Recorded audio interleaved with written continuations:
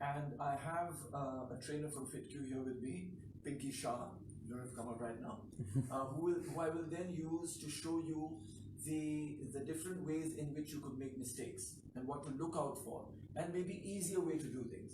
Because as I mentioned earlier, you need to be comfortable.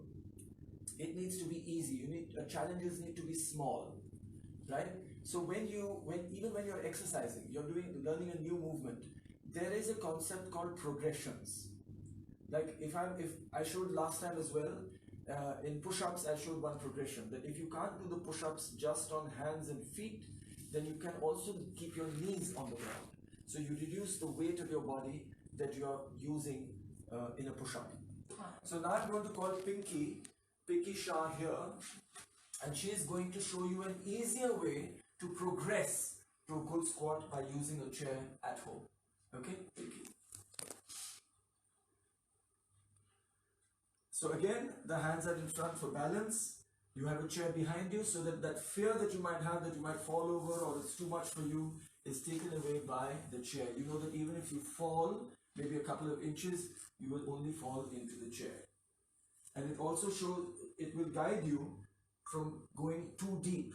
Because when you go into a deep squat, there could be a pressure on the knees. I know a lot of you might have questions about the knees and whether knees are prone, could be injured through these exercises.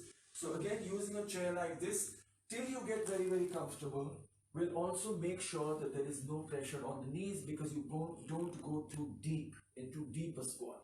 So can you just show it to them again? Very slowly. You can observe the feet again. They are hip width apart.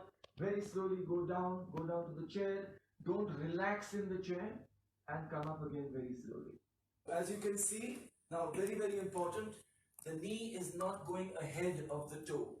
Again, Pinky is using her hands for balance. You can see this knee, the rear knee, is going towards the ground. Pinky is very comfortable. Pinky can sit like this for 1 hour.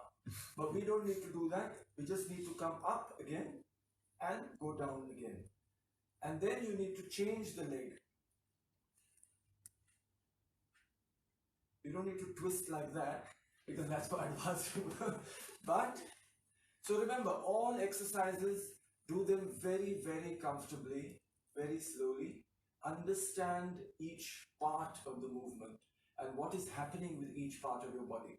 Because what happens is, a lot of the times, maybe we are 40 years old or 35 years old or even 30 years old, but we have not exercised for a long time. We have not done activities that are outside of the business that we do or the office work that we do. It happens. So these are probably new movements for you. Your muscles have become a lot weaker out of disuse. So you need to bring them back into use very, very gradually. Everybody told me that, running a 21 kilometers is going to be so tough. You're 38 years old. This was almost 20 years ago. And they said that, why are you doing it? India is so hot. In Europe, it's different. It's cold. Those people, it's very easy for them. Here, you're going to faint. You'll die. So I started thinking like that. I said, 21 kilometers, it's so much. I don't know what is going to happen. But I started to prepare for it gradually. I started running on a treadmill. Then I started running on the road. And on the day that I did the event, which was 21 kilometers, I ran it so comfortably, and I realized that I was stopping myself so much, thinking that 21 kilometers is too much. I can't do it. I'm going to die. I'm going to faint. People are telling me also, why are you doing this? You're completely mad. But because I decided, that was my goal, I wanted to do it. At least once in my life, I wanted to run a half marathon. I did it. And I got addicted to that feeling of self-improvement. The feeling was not about running. The feeling was not about doing marathon. The feeling was about the thought that nothing can stop you from improving yourself at any age. And this realization came to me at the age of 38. Today people ask me, oh, you're 55, oh, your mother is 81, how do you do that at this age and that age? And I say, age has nothing to do with it. If you decide, you can start from zero at any time, at any age.